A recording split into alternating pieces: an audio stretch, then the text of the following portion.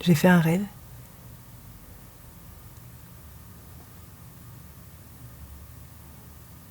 J'étais une petite fille sous une couette. C'était une couette comme une couette en plumes. J'avais l'impression d'avoir froid.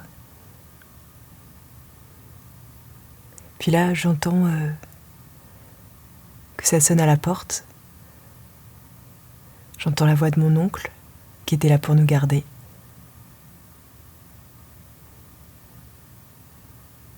Il neigeait dehors.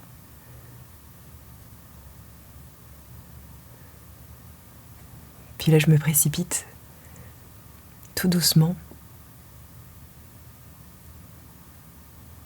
comme si j'allais très vite, mais en étant discrète dans les pas que je faisais. J'avais envie de voir qui était là, peut-être de me cacher. Alors je prends ma couette, je m'enveloppe dedans, ce qui fait un petit peu froid. Et là, j'entends que mon petit frère pleure. Je dépose la couette à l'entrée de la chambre. J'ouvre tout doucement ma porte. J'entre dans sa chambre. Puis je le serre dans mes bras pour qu'il se rendorme tout doucement.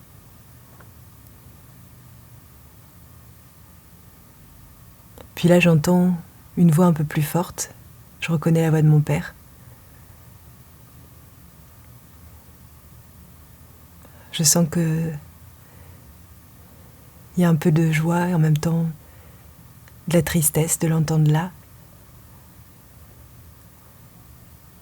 J'ai peur qu'il soit fâché s'il entend que je suis déjà réveillée.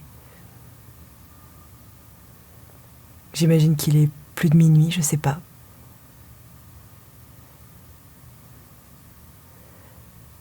Alors j'essaye d'avancer tout doucement dans le salon. J'aimerais bien les regarder sans qu'ils me voient.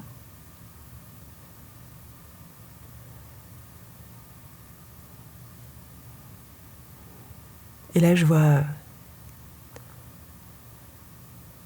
la veste de mon père qui est posée sur une chaise. Et en moi, il y a quelque chose de terrifiant qui hurle. Et je voudrais l'appeler, mais il n'y a aucun son qui sort de ma bouche.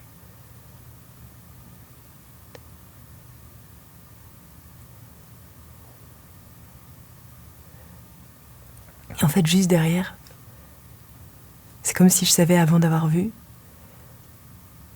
Je vois la porte du balcon, grande ouverte. Et il y a le froid qui s'engouffre dans la maison. Et là, c'est comme si je comprenais. Je sais surtout qu'on n'est pas dans une maison. On est au 4e étage.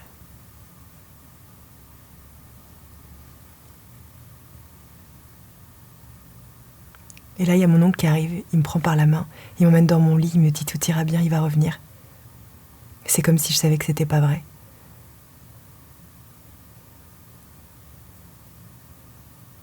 Je me glisse sous la couette. Puis là, au moment où je me mets à pleurer, ça sonne à nouveau à la porte. Cette fois-ci, je cours jusqu'à la porte. J'ai tellement envie que ce soit lui, et là, je vois un homme qui est avec des menottes. Je sais qu'il y a un drame. Je sais plus si j'entends mon petit frère à nouveau pleurer. J'ouvre vite sa porte, je cours vers lui. Et là, je lui dis, fais semblant d'être mort.